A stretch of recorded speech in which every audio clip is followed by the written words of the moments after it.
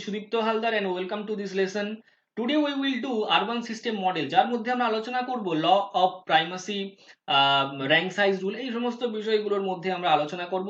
তবে ভিডিওর শুরুতে একটা কথা বলে রাখি, সেটা হচ্ছে ভালো লাগলে তবেই লাইক, তবেই সাবস্ক্রাইব করবেন। যে কোনো ধরনের কোশ্চেন, যে কোনো ধরনের কোয়ারিকে আমি প্রথম থেকেই স্বাগত জানিয়ে রাখছি। আর হ্যাঁ, সাবস্ক্রাইব করতে একদম বিন্দু মাত্র লজ্জা পাবেন না।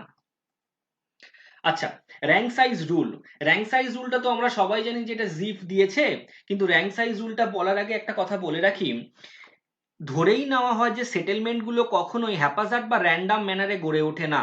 এদের মধ্যে অবশ্যই একটা রেগুলারিটি মেনটেন হয়। কি ধরনের রেগুলারিটি? খেয়াল করলে দেখবো, in any large region there are many small town, smaller number of medium size town and relatively few large cities. তার মানে ব্যাপারটা কি দাঁড়ালো, টাউনগুলোর ক্ষেত্রে পপুলেশন সাইজ কম, কিন্তু এরা সংখ্যায় খুব বেশি। আবার দেখবো মিডিয়াম সাইজ টাউনের ক্ষেত্রে সংখ্যাটা তার থেকে কিন্তু কমেছে, কিন্তু পপুলেশন সাইজ তার থেকে বেড়ে গেছে। আবার দেখবো লার্জ সিটি যেগুলো রয়েছে সংখ্যায় আরো কমে গেছে, কিন্তু পপুলেশন সাইজ আরো বেড়েছে। ফলে এই যে regularity, this regularity is clearly demonstrated when the relationship between city rank R city population এর মধ্যে যখন আমরা আলোচনা করব, তখন এই ব্যাপারটা আরো ভালো করে আমরা বুঝতে পারবো। এই ব্যাপারটা মানে কোনটা? রেগুলারিটি। এই রেগুলারিটিটা নিয়ে কথা বলেছেন যিনি, অনেকেই অনেক কথা বলেছেন, তবে সব থেকে গ্রহণযোগ্য যে মানুষটা, যার কথা বিভিন্ন স্ট্যাটিস্টিক্যাল টেকনিক্সেও আমরা ব্যবহার করে থাকি, আলোচনা করব, ভিডিওর মধ্যে আলোচনা করব, তার নাম জিফ। চলে আসি পরের স্লাইডে। জিপ বলছেন,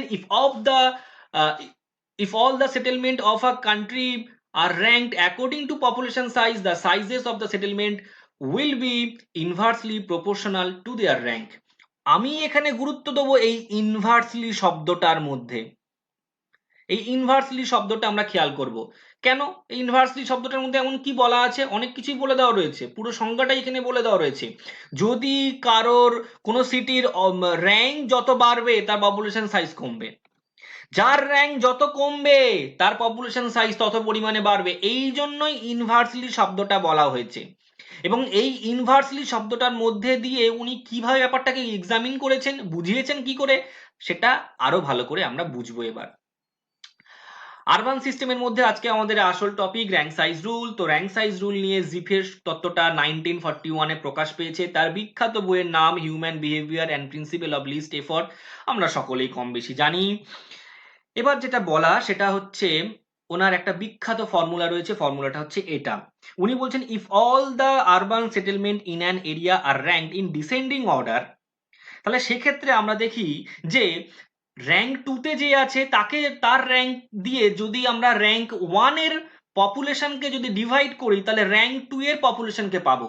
র্যাঙ্ক 3-তে যে আছে তার র্যাঙ্ক দিয়ে যদি আমি র্যাঙ্ক 1-এর পপুলেশনকে ভাগ করি, তাহলে র্যাঙ্ক 3 এর পপুলেশনকে পাবো। এভাবে র্যাঙ্ক 4, র্যাঙ্ক 5, র্যাঙ্ক 6 কে আমরা ক্যালকুলেট করতে পারি। এই যে পিএন, এই পিএনটা হচ্ছে পপুলেশন অফ, মানে PN is the population of town of N rank in the descending order, যেখানে P1 হচ্ছে পপুলেশন অফ লার্জেস্ট সিটি বলতে পারি, বা লার্জেস্ট টাউনকে আমি বলতে পারি। ঠিক আছে, এখন এই যে ফর্মুলাটা উনি দিয়েছেন, এই P1/N কে আমি কি করে ডায়াগ্রামে দেখাবো? এটাকে দেখানোর একমাত্র উপায়, যার জন্য র্যাঙ্ক সাইজ রুল বলাটা, সেটা হচ্ছে লগারিদম গ্রাফ পেপার। এই লগারিদম গ্রাফ পেপারে বসানোর কথা উনি বলছেন। আমার প্রশ্ন, কেন আমি লগারিদম গ্রাফ পেপারে বসাবো? আমি কেন অর্ডিনারি গ্রাফ পেপারে বসাবো না?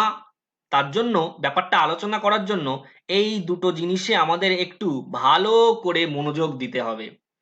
যদি র্যাঙ্ক আর পপুলেশনকে আমরা একটা অর্ডিনারি গ্রাফ পেপারে বসাই, তাহলে কিন্তু আমরা একটা কার্ভ লাইন পাবো। কিন্তু যদি আমরা একটা লগারিদম গ্রাফ পেপারে বসাই, তাহলে কি হবে? Use of logarithmic scale on both axes convert a concave curve into a linear. এই যে ছিল কার্ভ, হয়ে গেল স্ট্রেট লাইন। এই যে স্ট্রেট লাইন বসাচ্ছি, এই স্ট্রেট লাইনটাই হচ্ছে র্যাঙ্ক সাইজ রুল। আরেকবার বলি, এই স্ট্রেট লাইনটাই হচ্ছে র্যাঙ্ক সাইজ রুল।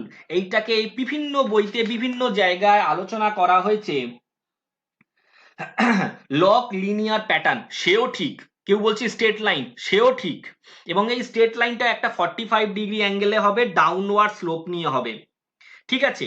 ফলে কেন এই লগারিদম গ্রাফ পেপারে বসালে কেমন ভাবে সিটি গুলো আসে, এরকম ভাবে সিটির র্যাঙ্ক আর পপুলেশনকে বসালে তারা এরকম ভাবে আসছে।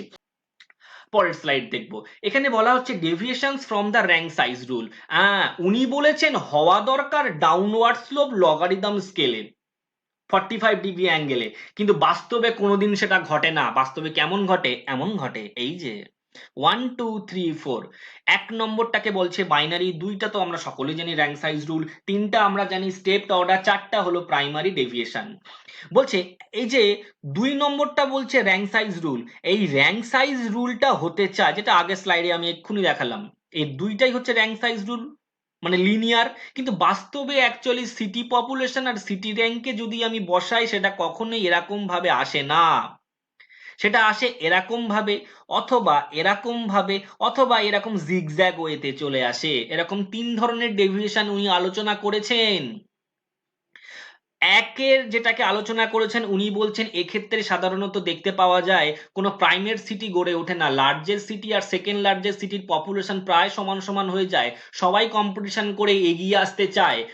এই জন্য বলা হচ্ছে second city is greater than the half of the largest city. সাধারণত হাইলি ইন্ডাস্ট্রিয়ালাইজড আরবানাইজড কান্ট্রিগুলোর ক্ষেত্রে বাইনারি ডেভিয়েশনটা দেখতে পাওয়া যায়। যদি আমি 4 নম্বরটা দেখি, এক্ষেত্রে দেখবো যে second city is lesser than half of the largest city. তাই জন্য এখানে দেখবো মানে ফার্স্ট র্যাঙ্ক করা সিটি বা লার্জেস্ট সিটি বা প্রাইমেট সিটি অনেক দূর এগিয়ে গেছে, কিন্তু সেকেন্ড র্যাঙ্ক করা সিটি অনেক পিছিয়ে পড়েছে। ফলে এর ক্ষেত্রে রেগুলারিটি কিন্তু মেনটেন হলো না। এর ক্ষেত্রে 1 এত এগিয়ে গেছে, 2 তার থেকে অনেক পিছিয়ে। 1 এর পপুলেশন দেখবো, লার্জেস্ট সিটির পপুলেশন সেকেন্ড র্যাঙ্ক করা সিটির পপুলেশনের হয়তো ডবল বা 3 গুণ হয়ে গেছে। কিন্তু এর ক্ষেত্রে 1 নম্বরের ক্ষেত্রে আমরা দেখবো সাধারণত রেগুলারিটি মেনটেন হচ্ছে, সবার পপুলেশন প্রায় কাছাকাছি, এরা সবাই কম্পিটিশন করে উঠে আসতে চাইছে, ফলে এদের মধ্যে এত গ্যাপ বা এত ডিস্টেন্স নেই। কিন্তু এদের মধ্যে কিন্তু র্যাঙ্ক 1 আর র্যাঙ্ক 2 এর মধ্যে গ্যাপ অনেক বেশি। সাধারণত এমার্জিং কান্ট্রিগুলোর ক্ষেত্রে কিন্তু এই ঘটনাটা ঘটে। নাম্বার 3 তে আছে স্টেপড অর্ডার, অর্থাৎ বলছে যদি 1 বা 4 না হয়ে যদি এক্ষেত্রে 3 নম্বর হতো, অর্থাৎ এই রকম ভাবে আসতো, এটাকে উনি বলছেন তাহলে সেক্ষেত্রে কোনারভেশন ঘটার একটা সম্ভাবনা কিন্তু থেকে যাচ্ছে।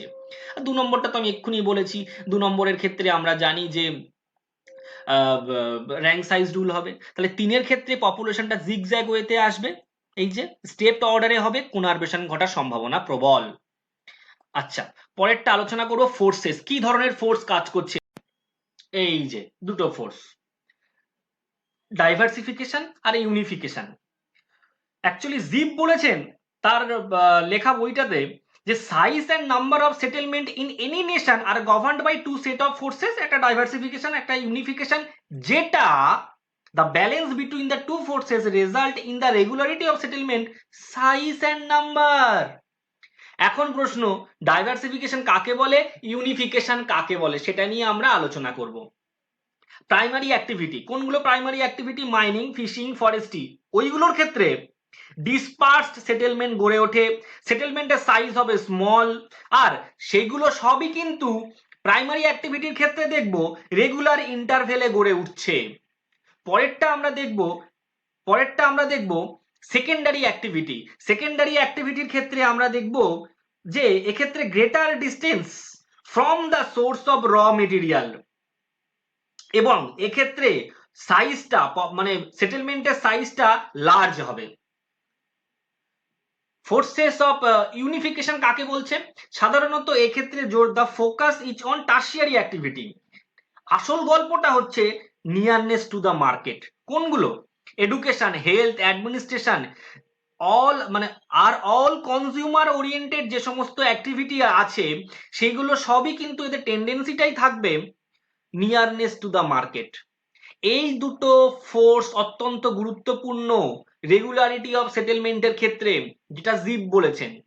পরের স্লাইডে আমরা এদের প্রবলেমগুলো নিয়ে আলোচনা করব, যে কি ধরনের প্রবলেম হচ্ছে। Rank size rule does not define rank of city. এই যে আমি প্রথমে ভিডিও শুরুতে বলেছিলাম যে যার র্যাঙ্ক 2 তাকে র্যাঙ্ক 1 এর পপুলেশন দিয়ে ভাগ করব, যার র্যাঙ্ক 3 তাকে পপুলেশন র্যাঙ্ক 1 এর পপুলেশন দিয়ে ভাগ করব। কোথায় লেখা আছে এই সিটি র্যাঙ্ক 2, এই সিটি র্যাঙ্ক 3, এই সিটি র্যাঙ্ক 4? ফলে এটা একটা problem. Several deviation from rank size rule exist. মাত্র উনি 3টে ডেভিয়েশনের কথা বলেছেন, একটা স্টেপড অর্ডার, একটা প্রাইমারি ডেভিয়েশন, একটা হচ্ছে বাইনারি ডেভিয়েশন, কিন্তু এছাড়াও তো আরো অনেক ধরনের ডেভিয়েশন হতে পারে, সেইগুলোর কথা উনি বলেননি, ফলে এটা একটা প্রবলেম। 3 নম্বরে বলা হচ্ছে no universal definition of city size. এটা অত্যন্ত গুরুত্বপূর্ণ কথা। আমি সিটি সাইজ না জানলে মানে পপুলেশন সাইজ আমি ক্যালকুলেটটা করবো কোথার থেকে? ওনার তো আসল বক্তব্য র্যাঙ্ক আর পপুলেশন নিয়ে। তা আমি র্যাঙ্কও বুঝতে পারছি না, পপুলেশনও বুঝতে পারছি না, তাহলে আমি ক্যালকুলেট করবো কোথার থেকে? কারণ পপুলেশনটা না বোঝার আসল কারণ হচ্ছে there are many cities where the built up area extend the outside the administrative boundary. তো সেক্ষেত্রে আমরা কি করে টোটাল পপুলেশনটা কাউন্ট করব? মানে একটা সিটির বাউন্ডারি লাইনটা ধরে তার টোটাল পপুলেশনটা কি করে আমি কাউন্ট করব? ফলে পপুলেশনটা কাউন্ট করার একটা সমস্যা আছে। 4 নম্বরটা আমরা দেখব ইম্পেরিক্যাল রেগুলারিটি। এটা তো দেখাই যাচ্ছে। তো এরকম কিছু প্রবলেমের জন্য র্যাঙ্ক সাইজ রুলটা শুধুমাত্র একটা থিওরি বা মডেল হিসাবে রয়ে গেছে, কিন্তু এটা ইউনিভার্সাল ট্রুথ কখনোই নয়, শুধুমাত্র একটা মডেল। এবারে আমরা দেখব অ্যাপ্লিকেশন। এই অ্যাপ্লিকেশন কথাটা কিন্তু আমি ব্যবহার করেছি স্ট্যাটিস্টিক্স বা কোয়ান্টিটেটিভ টেকনিক্স এর দিক থেকে, কিভাবে আমরা র্যাঙ্ক সাইজ রুলকে ব্যবহার করি। এটা কোনো আরবান সিস্টেম মডেল হিসেবে অ্যাপ্লিকেশন শব্দটা আমি ব্যবহার করিনি। এই অ্যাপ্লিকেশনটা কিন্তু একবারই আমি বলছি না যে আরবান সিস্টেমের ক্ষেত্রে, এটা হচ্ছে স্ট্যাটিস্টিক্স বা কোয়ান্টিটেটিভ টেকনিক্স। কোথায় কোথায় আমরা এটাকে ব্যবহার করতে পারি?